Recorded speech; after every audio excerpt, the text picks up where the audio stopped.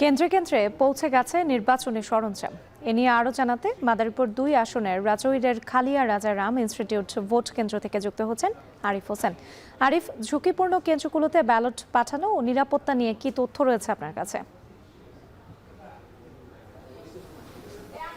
রাতে আপনি নিশ্চয়ই জানেন যে মাদারীপুরের এই যে ৩টি আসন রয়েছে, এই ৩টি আসনের মোট ৩৮১টি ভোট কেন্দ্রের মধ্যে ২২৪টি ভোট কেন্দ্র কিন্তু ঝুঁকিপূর্ণ। আমি যে ইনস্টিটিউশনটিতে দাঁড়িয়ে আছি, এটিও একটি ঝুঁকিপূর্ণ ভোট কেন্দ্র বলা হয়েছে বিভিন্ন মাধ্যম থেকে। এছাড়া আমরা যেই নিরাপত্তার বিষয়টি সবকিছু মিলিয়ে আমরা দেখেছি উপজেলা নির্বাহী কর্মকর্তার অফিস থেকে ইতিমধ্যেই এই ভোট কেন্দ্রে ব্যালট থেকে শুরু করে সব ধরনের যেই নির্বাচনী সরঞ্জাম সেগুলো চলে এসেছে। আমরা যদি আপনাদেরকে একটি ভোট কেন্দ্রের ভেতরে একটু দেখাই, যদিও কালকের সকাল 7:30 থেকে ভোট হবে, তবে পূর্ব প্রস্তুতি বলতে এখন পর্যন্ত কিন্তু তারা তেমন কিছুই নেই। আমরা দেখেছি একটি স্কুল, এই যে ইনস্টিটিউশনের বিভিন্ন রুমগুলোকে এভাবে কর্নার করে ছোট ছোট কালো পর্দা দিয়ে তারপর বেঞ্চের উপরে ভোট কেন্দ্র তৈরি করা হয়েছে এবং এই যে দুটি ভোট কেন্দ্র রয়েছে, অর্থাৎ একই সাথে এই একটা রুমের মধ্যে দুজন কিন্তু ভোট দিতে পারবেন।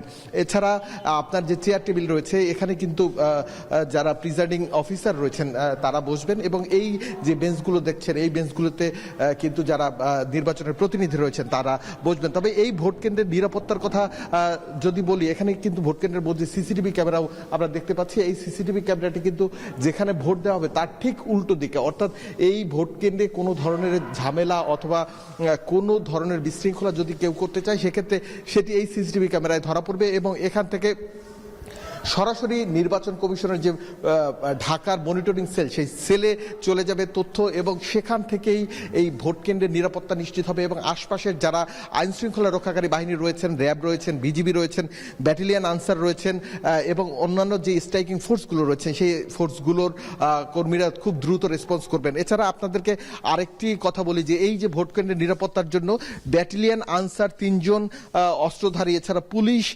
কিন্তু রয়েছে আরও 2 জন অস্ত্রধারী, অর্থাৎ এই ভোট কেন্দ্রের নিরাপত্তা এখন পর্যন্ত 5টি অস্ত্রধারী অস্ত্র রয়েছে। এছাড়া বিভিন্ন বিভাগের প্রায় আরো 12 জন নিরাপত্তার দায়িত্ব পালন করছেন। এছাড়া যারা ভোট কেন্দ্রের এবং ভোটার ব্যালটের নিরাপত্তার জন্য যেইটুকু দরকার সেগুলো তারা এখন পর্যন্ত দেখা যাচ্ছে যে করেছেন। ত্রয়োদশ জাতীয় সংসদ নির্বাচন ঘিরে কেন্দ্রে কেন্দ্রে পৌঁছে গেছে নির্বাচনী সরঞ্জাম। এ নিয়ে বিস্তারিত জানাতে মাদারীপুর 2 আসন থেকে যুক্ত ছিলেন আরিফ হোসেন।